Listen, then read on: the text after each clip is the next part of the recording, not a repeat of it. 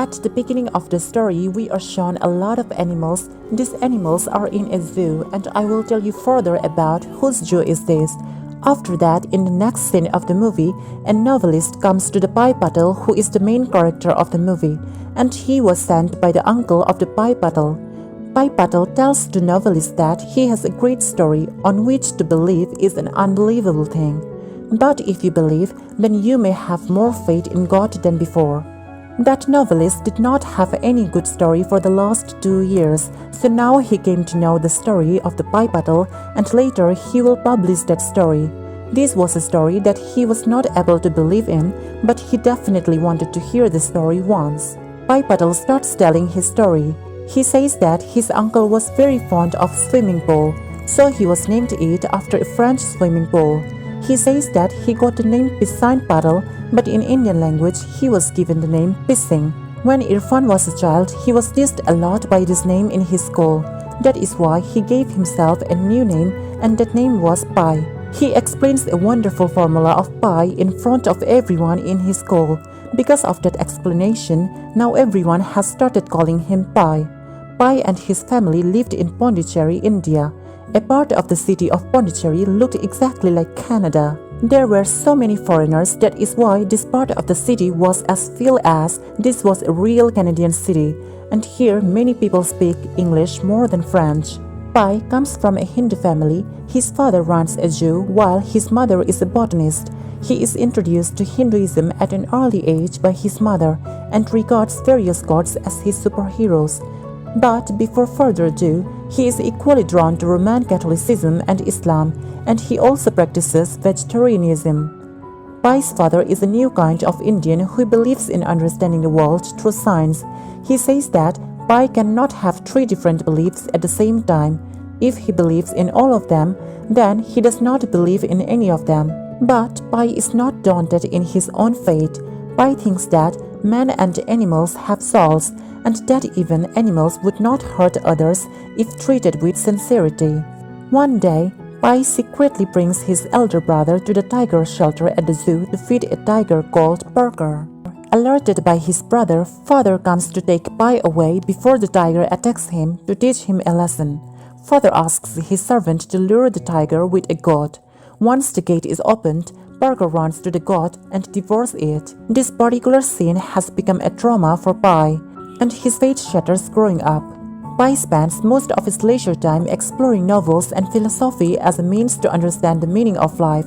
One day, he crosses paths with a dancer. Intrigued by her dance movements, Pai follows dancer to ask her the meaning of dance movement. Dancer is amused when he mimics the dance and explains that it means the lotus flower is hidden in the woods. Afterwards, Pai falls in love with the dancer and brings her to see Parker. However, father's zoo goes broken into the economic recession and he plans to ship the animals to North America for sales. He also announces that the whole family will migrate to Canada despite Pai's strong objection. But father does not change his mind. Before departure, he spends some sweet time with dancer. The dancer ties a red bracelet on Pai's wrist. Many years later, Pai cannot recall how they bid farewell to one another. So Pai boards the ship overseas. At dinner time, even though mother requests vegetarian food, the snobbish chap still gives her meat.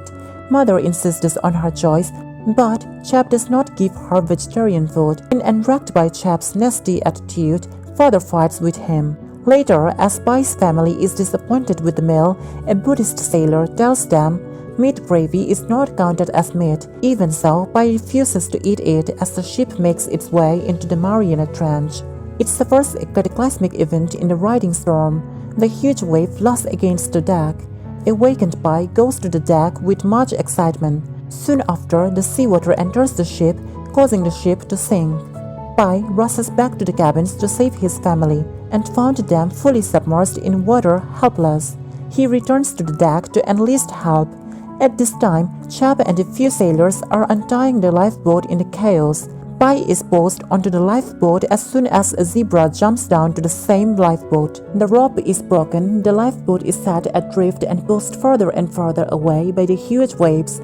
Looking at the sinking cargo ship, Pai whistles and shouts helplessly. At this time, he suddenly sees someone swimming towards him, so he rushes to help but finds that it is Tiger Parker. Frightened by Parker's arrival, Pi dives into the sea, but when he sees the sunk ship, he realizes that he needs to return to the lifeboat to avoid the tiger. To avoid the tiger, he lies on the mast of the boat and desperately cries out for his family. The next morning, Pi wakes up on the mast with only the lame zebra on board. He quickly clears the water from the boat, but the hyena suddenly comes out. Pi is so afraid of the hyena that he stumbles back to the mast. In the meantime, a mother gorilla is approaching the boat, riding on some bananas. Pi pulls the gorilla on board and asks her where are her children. The gorilla gazes at sea sadly that night. Hungry hyena begins biting zebras. Pi and gorilla fail to stop it, so zebra dies later. Pi discovers a guide for surviving at sea, as well as many life jackets and supplies.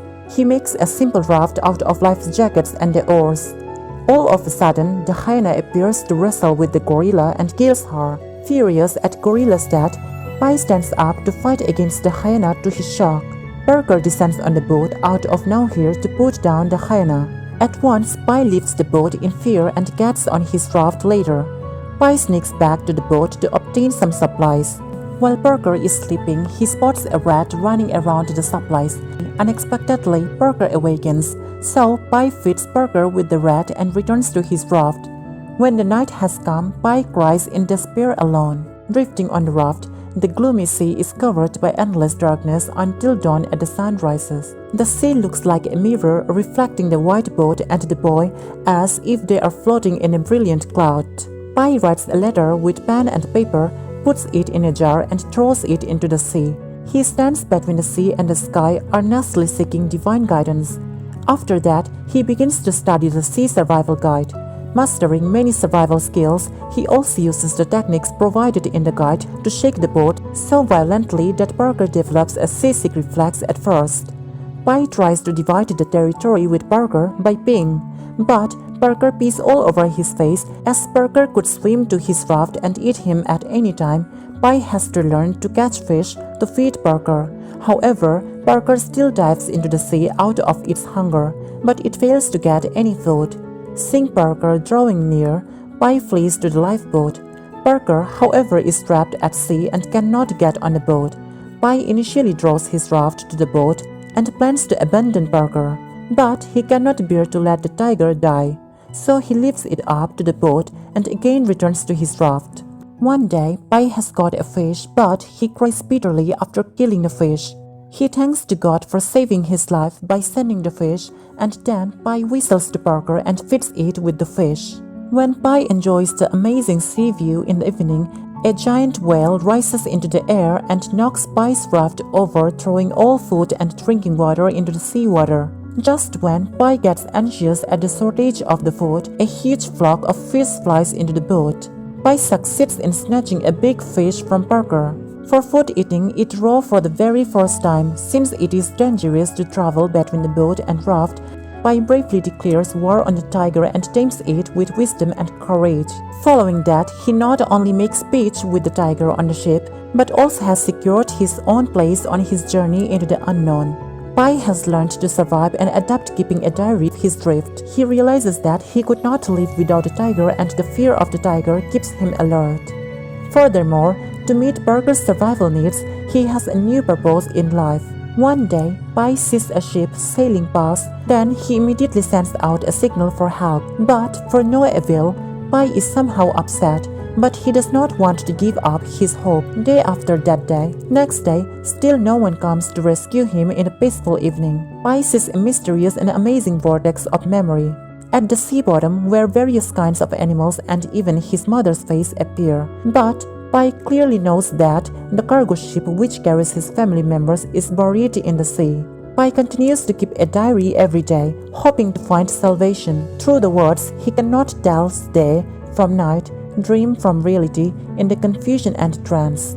A storm comes and the boat shakes violently, and his diary is swept away by the wind. Pi praises God for his saving grace. Kneeling on the white canvas, he asks Parker to worship God, but Parker is in a fearful struggle against the waves. Pi questions to God why he wants to terrify Parker, the one and only companion that he has now. And then Pi returns to the cabin, hiding under the sail of the boat. After the storm subsided, Pi drinks a little of the rainwater to rejuvenate and offers some of it to Parker. Sadly, Parker seems to be on its last legs. Stroking on Parker, Pi prepares himself for that. When he regains his consciousness, they are on an island full of greens. Pi, being excited, immediately satiates his hunger with food and walks into the island. The island is completely covered by plants and roots. In the middle of the island, there are so many small circular lakes surrounded by mongooses. Pi happily goes for a swim into the lake, while Parker preys on the mongoose for food. Pi then wanders around in the woods and ties the bracelet gifted by Dancer to a tree root. At dusk, all the mongooses hurry to the trees, and Pi also retreats to his boat in fear. At night, Pi finds the lake glowing and the fishes within it are eroded. At this moment, the island now looks like a lying female body. Later, Pi finds a human toad in a lotus-like flower. It turns out to be a cannibal island where the lake water is fresh by day, but at night the fresh water turns into acid to corrode and dissolve the living things inside, and that tooth probably is left behind by someone who came to the island and died there alone. Pi does not want to end up like this. The next day, Pi loads his boat with fresh water and plants and half a boat full of the mongoose for Parker. Following Pi's whistle, Parker boards the boat and they set off. It is said that the island disappears after their departure, and no one has ever seen it.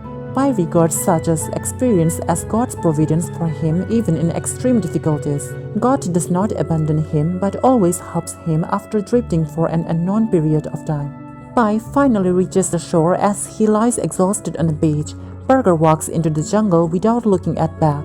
Pi does not understand why Parker just forsakes him without any lingering, though they have been through so much together. So, when Pi is finally rescued by the locals, he bursts into cries for the loss of his best friend Parker. During the hardship, investigators from the shipping company come to find out the cause of the wreck. Pi tells them his story, but they do not believe in such a fantasy, so Pi gives them another version of the story.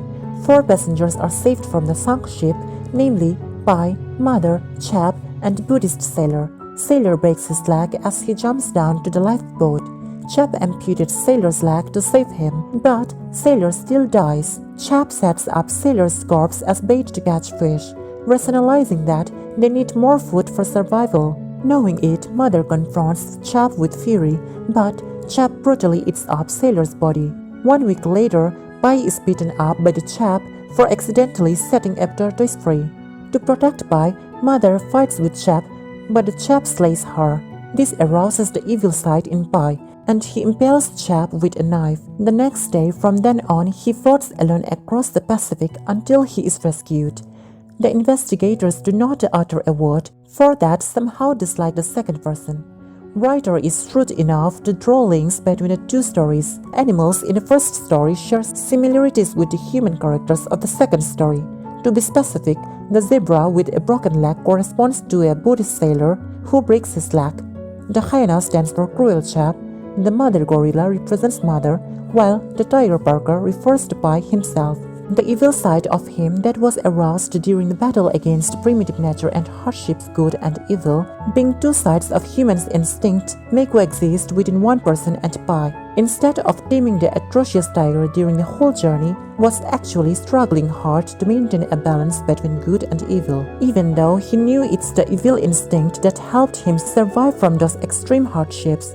This implies the reason why the tiger just walked away without lingering, and Pi cried hard for the loss of his best friend. Right after they reach the civilized world, a world that definitely doesn't belong to the tiger Parker, the evil side of Pi, when asked which story is better, writer prefers the one with Parker, because it is more interesting, learning that Pi is married with children. Writer concludes that Pi's story has a wonderful ending. In fact, the investigators also choose to believe the first story, and they praise Pi for his bravery and tenacity.